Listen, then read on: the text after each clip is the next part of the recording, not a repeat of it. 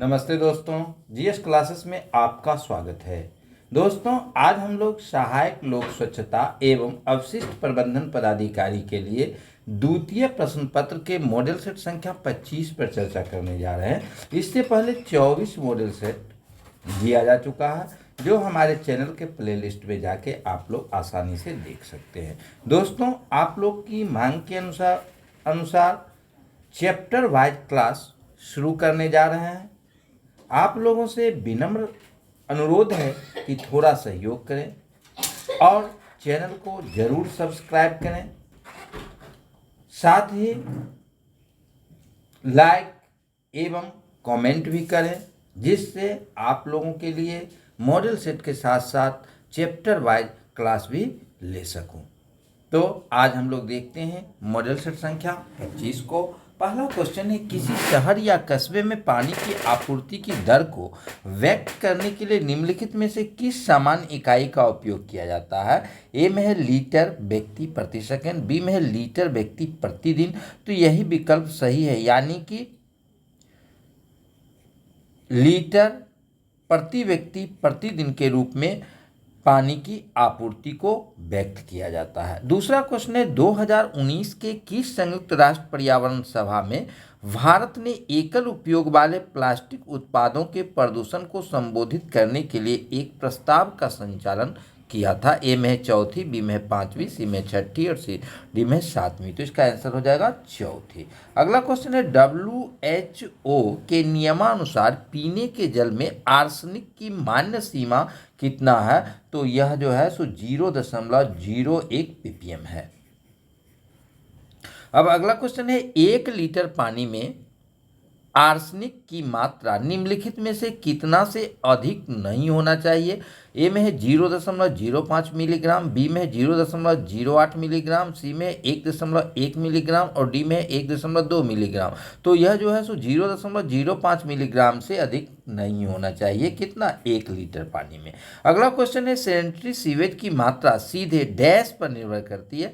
ए में है वर्षा पर, बी में है जनसंख्या पर, सी में है क्षेत्र पर और डी में है इनमें से कोई नहीं। तो सैनिटरी सीवेज की मात्रा जो है सो जनसंख्या पर निर्भर करती है। अगला क्वेश्चन है, निम्नलिखित में से किसका पुनर्चक्रण नहीं किया जा सकता। ए में है प्रयुक्त तेल, बी में है उपचार अवशिष्ट, सी में है पेंट और डी में है बैटरी।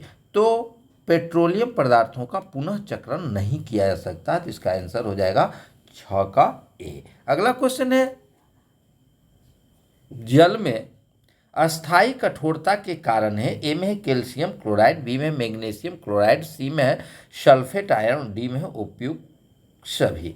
तो जल में अस्थाई कठोरता का ये सभी कारण है, यानी कि जल में अस्थाई कठोरता का कारण में calcium chloride, magnesium chloride, sulphate ion सभी आते हैं। डी है, जल में अस्थाई कठोरता के निम्नलिखित में से क्या कारण है। तो जल में अस्थाई कठोरता का मुख्य कारण जो है सो कैल्शियम बाइकार्बोनेट और मैग्नीशियम बाइकार्बोनेट होता है। इसलिए इसका आंसर हो जाएगा ए और बी दोनों सही है, यानी कि जल में अस्थाई कठोरता का जो कारण है उस वह है कैल्शियम बाइकार्बोनेट और मैग्नीशियम बाइकार्बोनेट। अगला क्वेश्चन है, प्लास्टिक कचरे का अंकुश लगाने के लिए निम्नलिखित में से कौन सी पहल की गई। एक है ग्लोटल पार्टनरशिप प्रोजेक्ट, बी में है स्वच्छ भारत मिशन, सी में है प्रोजेक्ट रिप्लान और डी में है उपर्युक्त सभी। तो प्लास्टिक कचरे पर अंकुश लगाने के लिए ये सभी उपाय किए गए हैं। अगला क्वेश्चन है, फाइटो रेमेडिएशन तकनीक दूषित भूजल या सतही जल को लेने के लिए पौधों की जड़ों का उपयोग करती है। ए में है पादप वाष्पिल, बी में है राइजो फिल्ट्रेशन। तो यही आंसर हो जाएगा राइजो फिल्ट्रेशन, यानी कि फाइटो रेमेडिएशन तकनीक दूषित भूजल की सतही जल को लेने के लिए पौधों की जड़ों का उपयोग राइजो फिल्ट्रेशन विधि के द्वारा किया जाता है। अब अगला क्वेश्चन है, फाइटो रेमेडिएशन पानी, मिट्टी और कीचड़ से संदूषण को साफ करने के लिए डैश का उपयोग करने की प्रक्रिया है।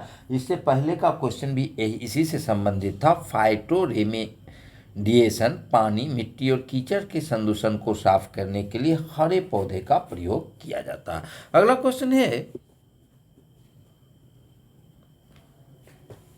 स्वास्थ्य पेयजल में निम्नलिखित में से प्रमुख विशेषता कौन सी है? ए में वह रंगहीन होना चाहिए, बी में है वह गंधहीन होता है, सी में है वह शुद्ध साफ होना चाहिए और डी में है उपर्युक्त सभी। तो स्वस्थ पेयजल में ये सभी विशेषताएं होनी चाहिए, इसलिए इसका आंसर हो जाएगा डी उपर्युक्त सभी। अगला क्वेश्चन है एरोबिक प्रक्रिया के लिए तापमान सीमा डैश डिग्री सेल्सियस है, तो यह जो है सो 10 से 30 डिग्री के बीच है। अगला क्वेश्चन है अपशिष्ट से ऊर्जा के क्या लाभ हैं? ए में है यह किफ़ायती है, बी में है कचरे की मात्रा को कम करता है, सी में है यह उपयोग ऊर्जा पुनर्प्राप्त करता है और डी में है 2 और 3। तो अपशिष्ट ऊर्जा से लाभ जो है सो ये कचरे की मात्रा को कम करता है और इसमें उपयोगी ऊर्जा पुनः प्राप्त करता है। तो इसका 2 और 3 हो जाएगा, यानी कि विकल्प डी इसका सही है।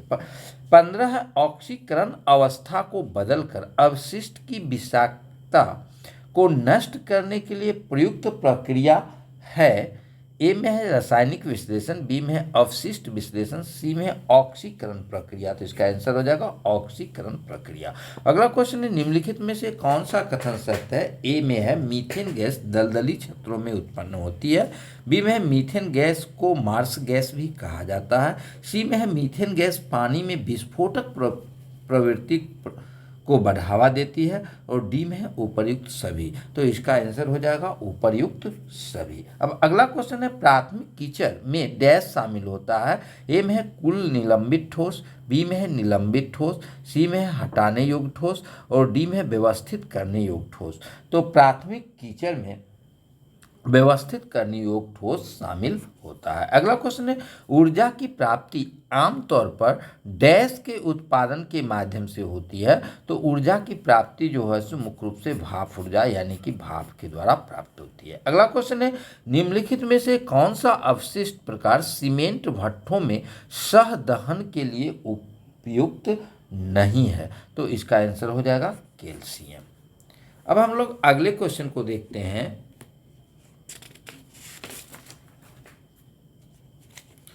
लेड से निकलने वाला खतरनाक प्रदूषक क्या है? ए में है आर्सेनिक, बी में है बेरियम, सी में है कोबाल्ट और डी में है कैडमियम। तो इसका आंसर हो जाएगा आर्सेनिक। अब अगला क्वेश्चन है निकेल डैश से मुक्त होता है?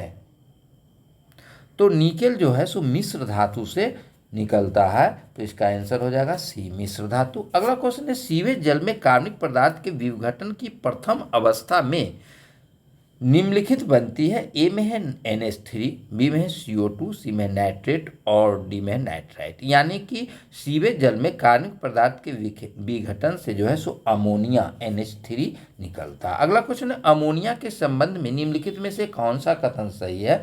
ए में है अमोनिया का रासायनिक सूत्र NH3 है, बी में अमोनिया एक तीक्ष्ण व गंधहीन गैस है, सी में है यह हवा से हल्की होती है और डी में है उपर्युक्त सभी। तो इसका आंसर हो जाएगा उपर्युक्त सभी। अब अगला क्वेश्चन है लोहा और इस्पात ई कचरे से कितनी मात्रा में बनता है? तो यह लगभग 50% के आसपास बनता है, जिसका आंसर हो जाएगा 50%। अगला क्वेश्चन है समुद्र के पानी में ताज़ा पानी की धारा का डैश ऑक्सीजन होता है? तो लगभग 80% ऑक्सीजन होता है।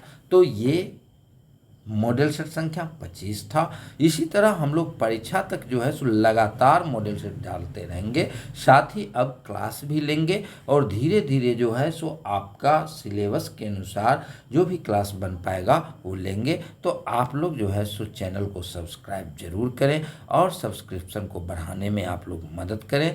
साथ ही जो वीडियो अगर आप लोग को पसंद आ रहा हो, वीडियो कैसा जा रहा है, तो उस पर कमेंट आप लोग जरूर करें और लाइक करें। धन्यवाद।